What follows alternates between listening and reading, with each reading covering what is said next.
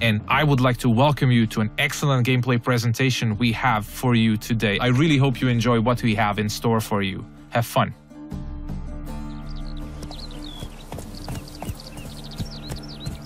Many of you might already be familiar with this guy. He's Geralt of Rivia, our main protagonist. He's a witcher, one of a dying caste, a professional monster slayer. He's back from a hunt, carrying a mighty trophy on his saddle. You might have seen the fight with the griffin. This is a direct follow-up to that adventure. At this point, players are several hours into the game, so they should be familiar with how the game handles. We are near the city of Novigrad, the biggest city in the world of The Witcher. We are currently en route to a meeting with Dijkstra. He's the former head of Redanian intelligence, now a spy and a very powerful mobster. Cows give sour milk. The cat sleeps with the rats. The pigs squeal tonight. You're a shy. What? No, mate. War's coming. That's what it means. What can I do?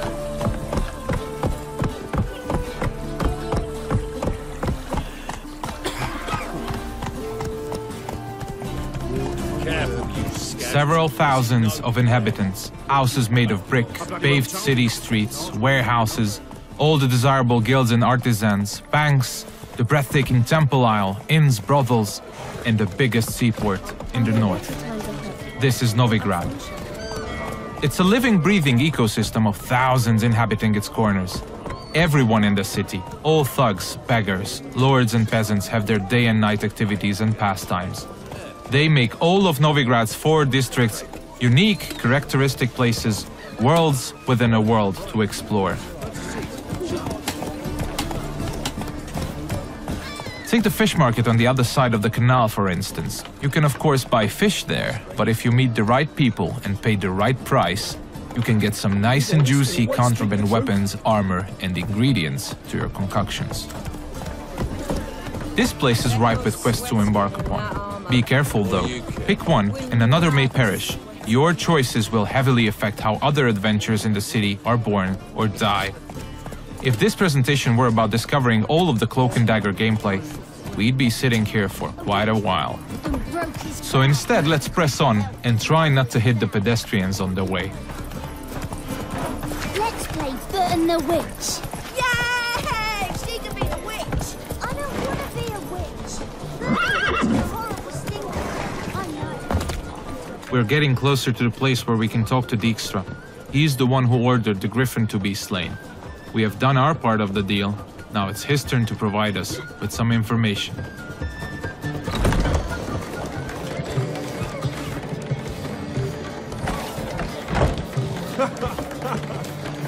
Greetings, Dijkstra. How's your health?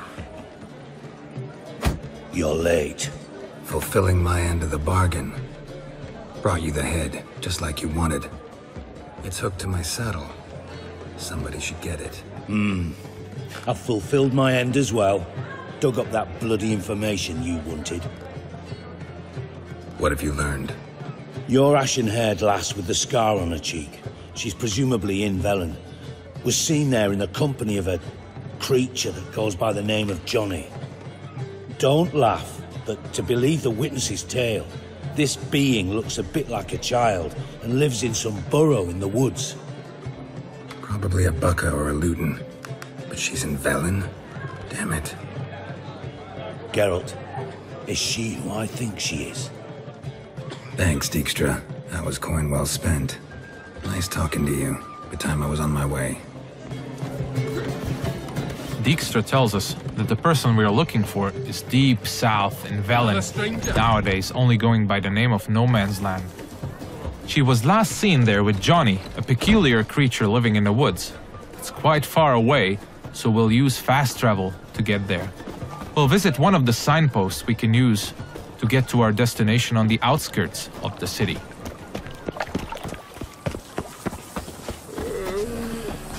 We're about as useful here as Nicky's are.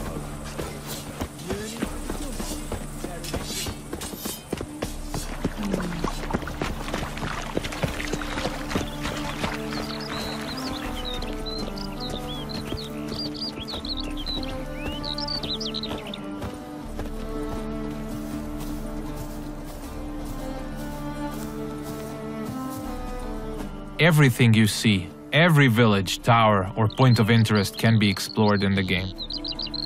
There are no invisible walls to limit your adventure.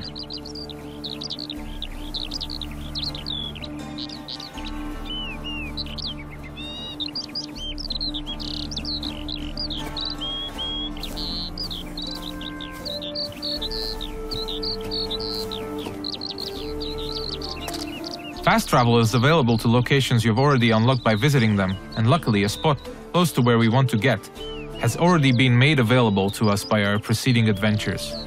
Traveling to our destination on horseback would have taken us at least 15 to 20 minutes at full gallop. We're quite far from where we are heading now. Alright, we have arrived in the heart of no man's land. It's a war-ravaged place where the only law that exists is that the strongest prevail. We're deep in the swamps, in the south of the land, a dark and unforgiving place with a significant chance to stumble upon danger. Let's look around, see what the place has to offer. We'll use our Witcher senses to get a better understanding of the surroundings. So Dijkstra told us we are looking for a small, childlike creature. And those small footprints might very well lead to his hideout.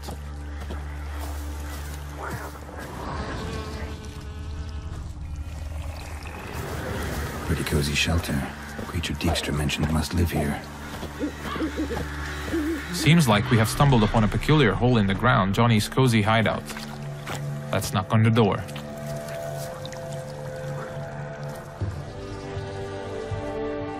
Johnny?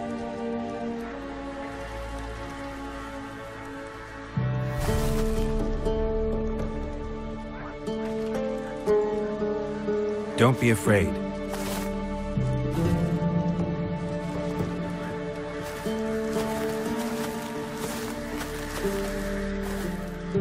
You're a bucka? Ah, a godling. Not many of you left. I'm looking for a woman with ashen hair. Seen her? Tell me everything from the start. Where did you see her? What was she doing? It's important to me. Why not?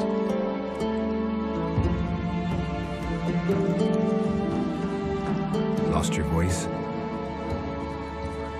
Can I help you somehow?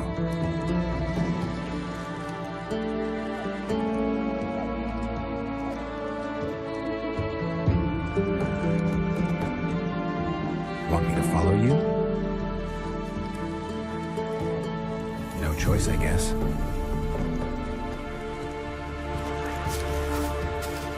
So Johnny needs us to help him regain his voice. And since it's information we're looking for, it seems to make sense to help him in his time of woe. He's asking us to follow him, so let's do so.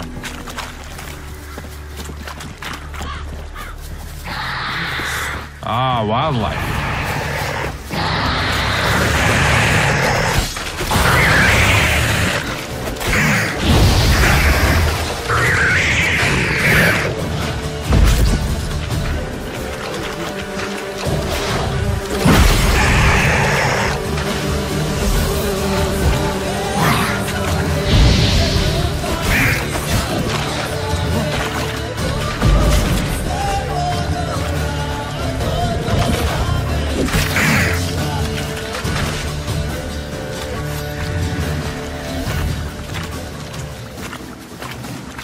When nearby villages or guards want to dispose of dead bodies, they usually dump them in the swamp.